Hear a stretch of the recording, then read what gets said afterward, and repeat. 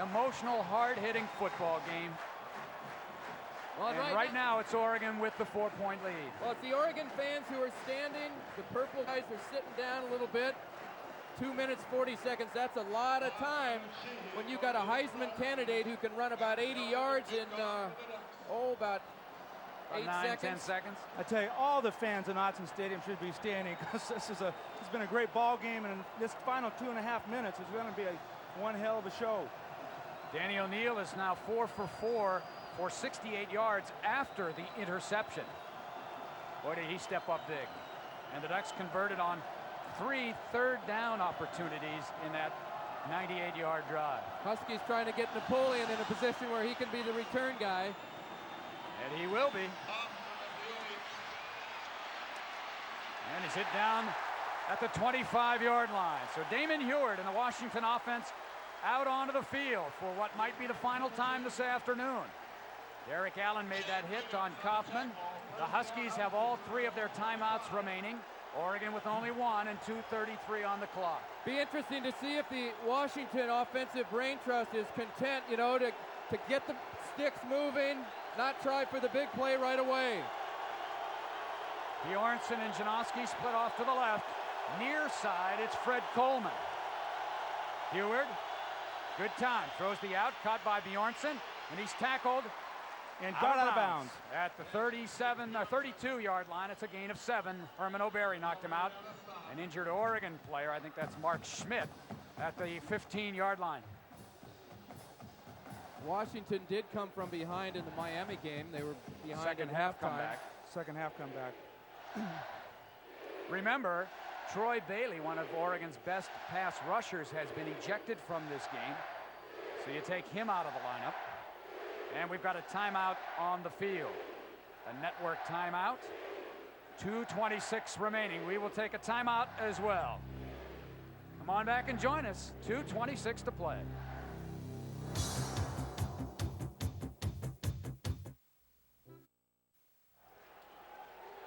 Sun-drenched crowd on the opposite side of the field. Waving those pom-poms. About 25,000 pom-poms being waved right now. 2nd and 3 for the Huskies. Huard, pressured, gets away. Throws it, caught by Bjornsson. 1st down and more. Bjornsson into Oregon territory at the 45. Jeff Sherman knocked him down, but it's a Husky 1st down. The clock stopped, 2:12 to play. Great block by Dave Janoski downfield for the Huskies. With 3 timeouts, the Huskies don't really need to go into the hurry-up offense, but they will use one of their timeouts right here, it looks like. Well, maybe not. Maybe they won't have to. Yes, they did. Yeah, they do. Good job by Damon Huard to avoid. I thought he was sacked for sure back there. Came out, rolled to his right, and I believe Eric Bjornsson came back to him to get the reception. Well, that's a connection that has really clicked the last couple of weeks for Washington. They seem to be on the same page. Well, they worked really hard this summer, Todd, and they worked out almost every day together, working on all these routes, and you can see right there that they are in sync. And for the Huskies' sake, they better be in sync for another 2 minutes and 12 seconds. Well, the Husky pass offense has had 2 big plays in situations where Huard has been flush from the pocket and having to throw the football. Very accurate throw. I know that Bill Diedrich his advice is always to be efficient, make the right decision. And when he's been been running around for his life, he's been very efficient. See Damon's numbers today. 2nd half, Napoleon Kaufman only 40 yards on 14 carries. So it's been Huard that has had to carry the offensive load today for Washington. And they'll end up throwing probably 30 passes or more. The one thing that restricts how Oregon can defend Washington's pass offense is they still have to be worried about number 8. Good point. Yeah. Well, they're going to add a few more seconds to the clock. Add 2 more. It's at 2:12.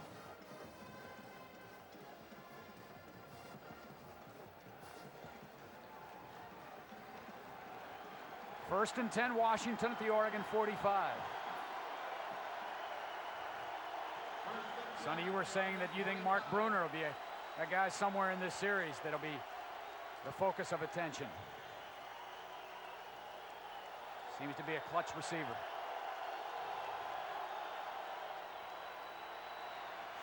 Late pressure, look out, Damon, boy. Derek Barnes backside pressure, and Damon, if he had not gotten rid of that right then, would have taken a sack and maybe worse. As it is, incomplete, 2nd and 10. Very lucky on that play. I thought that guy was going to be able to get to him and grab his arm before he got rid of the football. That's right. the scary thing from the backside, isn't it? And he was holding the ball in a situation where you might knock it away and create a fumble. I'd like to take the collective blood pressure of the stadium right now. Or ours. Just average ours. Huard throws it deep. He's got a man, Coleman, behind Alex Molden, but overthrown. 3rd and 10. Well, it's interesting, 2 big plays, and number 8 has not been around the ball at all. I mean, if I'm Oregon coaches, that's fine with me. Derek Barnes, 58, has been doing a great job of rushing the Husky quarterback today. Actually, their whole defense, I think even with their straight rush of 4 people, have made penetration.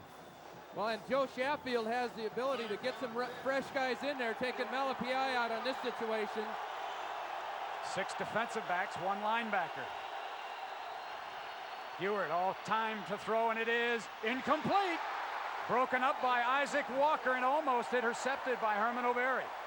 Well, I think the Ducks heard Sonny say they're going to go to Bruner, and if that's one way to stop him, it took 2 to do it. But Ken, he was open early. Damon Huard took forever to get him the football. He's open right now. Well, I'm not sure where he was going. And he looks like he was looking to his right to a wide receiver. And I think the Huskies will use their 2nd timeout. This is the play of the game. They need to be on the same page. 1:55 remaining. Oregon leading 24-20, 4th and 10. And still, the Heisman guy, 3 plays. The ball has not been directed to him. I agree with you, Ken, because you're talking over 2 minutes to play in the ball game.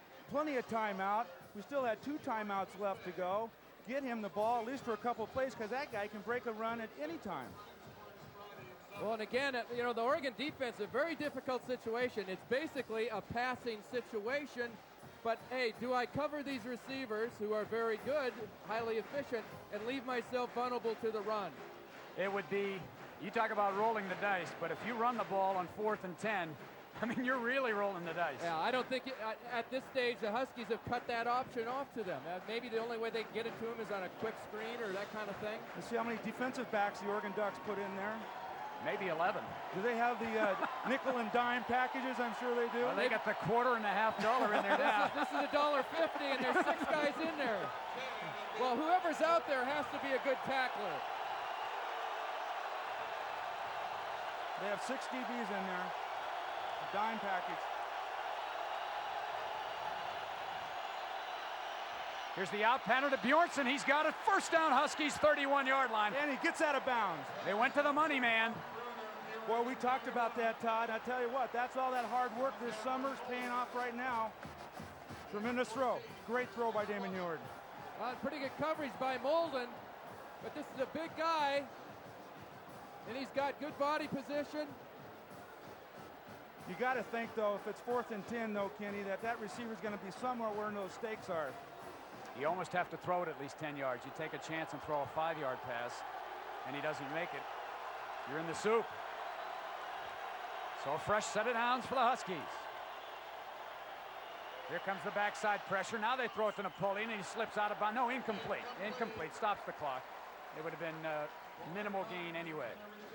And Jeremy Asher was all over Napoleon. There's just a lot of time to go. I'm surprised they're not running the football, particularly on some kind of draw play.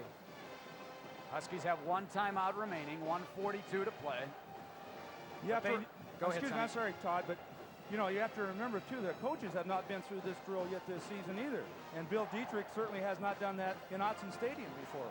Well, and it's a lot easier to sit up here and say they should do this and do this right after the play. Yes.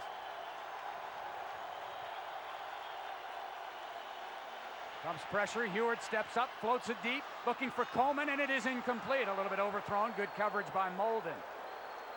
Step for step with Coleman. You got to make positive yards, and that's 2 plays in a row where we have not made any yardage to give ourselves an opportunity to produce a quick out, a shorter pass play to get the first down. In other words, instead of going bits and pieces, going for the big one. Third down conversion for Washington, 20% today. 3 of 15. It's 1 out of 5. Man, oh man, that's way below their average. Third down.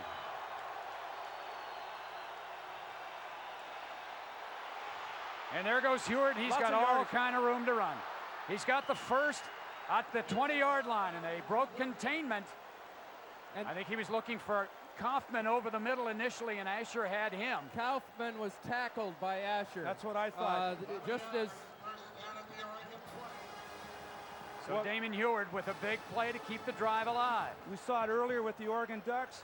You play good defense, but one guy you always forget about is the quarterback. He ran for a first down, and Damon got his chance to run for one. Good pressure by the Oregon Ducks. Well, they've got to make a big play happen down here. 1:25 remaining. A new series. There goes the screen, maybe to Napoleon. He's waiting. And now he'll throw it away. Good decision by Damon Huard. I think they wanted to go screen to Kaufman. Well, Kaufman, if they were going to do a screen to Kaufman, where were the linemen out in the flat and where was the back? It appeared that Damon was looking at his screen. And Napoleon not real happy as he comes to the sidelines. Nick Aliotti on the other side. You talk about blood pressure. Oh, I love him. He said, this is some kind of a ball game, and we're glad you could watch it on Prime Sports Northwest. This is definitely one of the best games of the year in the Pac-10. 1:16 to play. Here they come. Here comes a little bit of a blitz. They throw the out to Bruner. He's got another first down inside the 10. So now it's all set up. It's 1st and goal at the Oregon 8-yard line with 1:09 to play. Chad Cota made the tackle, but there's Bruner with the big play. Tell you what, any offensive player, especially the quarterback, knows how important the tight end is, not only for the blocking, but he's your go-to guy, the money guy when you need it. Great catch. That's a great catch. Turning back, that's one of the most difficult catches a pass receiver has. And the thing about the Huskies, they have such great balance. There's a lot of good guys to throw to. Oregon has to take a timeout. They have, I believe, confusion defensively. Like 12 men on the field confusion. Well, you can get away with some things at home. I'm not sure that 12 men will do it. It's been an impressive drive by Washington. A big 4th and 10 that they completed with Bjornsson and Huard hooking up. That's the play of the game right now, but they still have to put the ball in the end zone as the Huskies trail by 4. Now Kaufman comes into play because you can run the ball and you still have a timeout at your disposal. Well, if the Ducks have anything going for them at all at this stage, it's the fact that a field goal will not beat them. Huskies are going to be forced to score a touchdown or attempt a touchdown. Just there's so many twists to this game, you know. And isn't it amazing the 2 best drives of the day by both teams come in the final 5 minutes of the game? When things look darkest. I was looking down. The Huskies do not have Richard Thomas in the backfield, so they'll go with the 1 back set. Well, this is a case where